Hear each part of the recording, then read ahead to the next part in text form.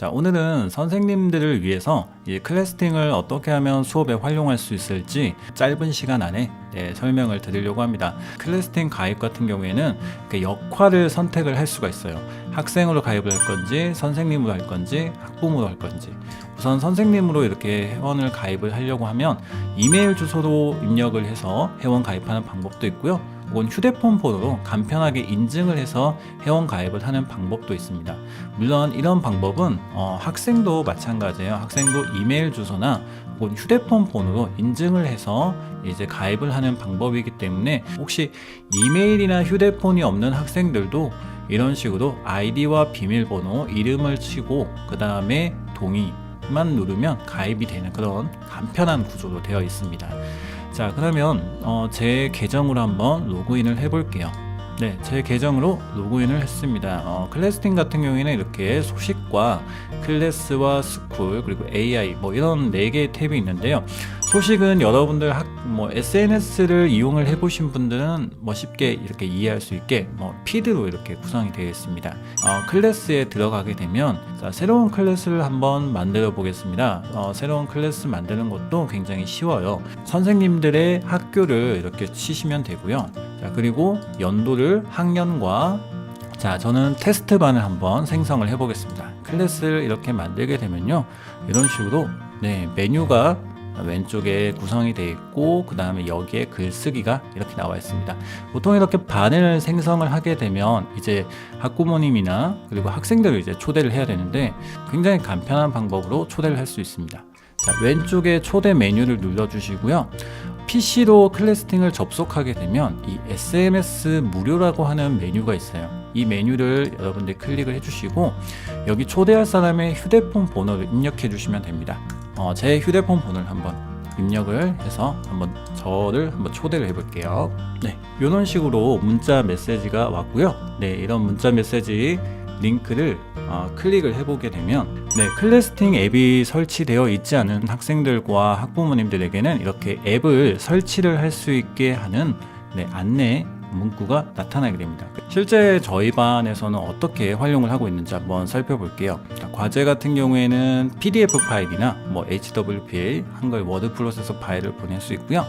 이런 식으로 빗내기와 답글이라고 하는 그런 또 기능이 있어서 굉장히 소통하고 확인할 수 있는데 굉장히 유용한. 자, 그리고 동영상 자료 같은 경우에도 이런 식으로 또 올릴 수가 있고요. 주제를 선택을 할 수 있습니다. 선생님들께서 주제를 학습 자료나 과제나 알립니다. 이런 주제들을 이제 여러분들 생성을 하신 다음에 이제 그런 것들만 이렇게 필터를 걸쳐서 이렇게 또 볼 수가 있는 그런 장점이 또 있습니다. 과제 알립니다. 그러면 공지사항과 관련한 것들을 또 볼 수도 있고요.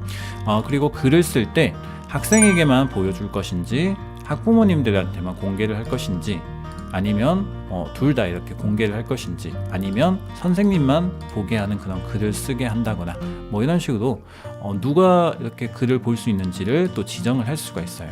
굉장히 또 간편한 그런 기능이 또 있습니다.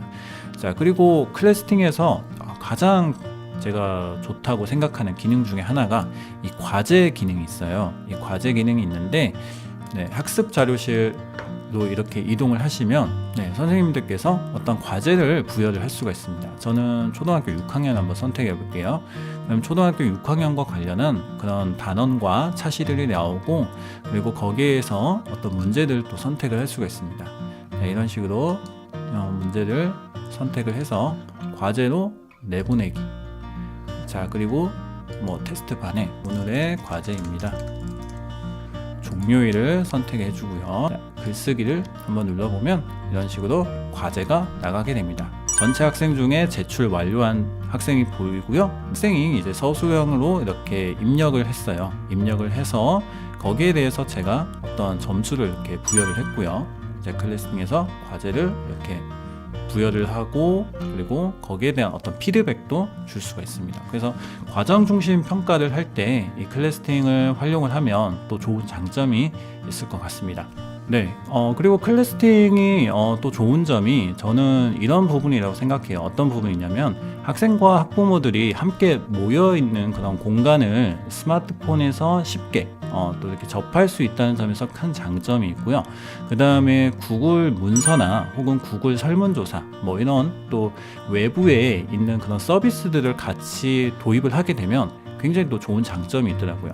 저 같은 경우에는 구글 이 설문조사를 이용을 해서 주말 일기쓰기 과제를 이렇게 학생들에게 한번 줬어요. 주말 일기쓰기 과제는 뭐 자기 이름을 적고 그 다음에 일기 쓰는 날짜를 이제 선택을 하고 거기에 뭐 자기가 쓰고 싶은 뭐 그런 일기 내용을 자유롭게 쓰고 제출을 하게 되면 제가 이 설문 응답을 또 볼 수가 있거든요. 그래서 학생들과 어떤 소통을 할 수 있고 그리고 상담 자료로 또 쓸 수 있는 그런 좋은 또 기회가 되었어요.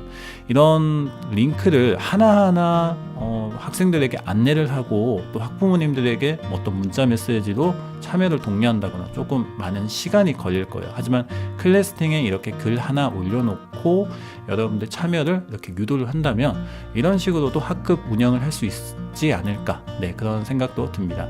네, 오늘 저와 클래스팅은 3분 강좌 한번 살펴봤는데요.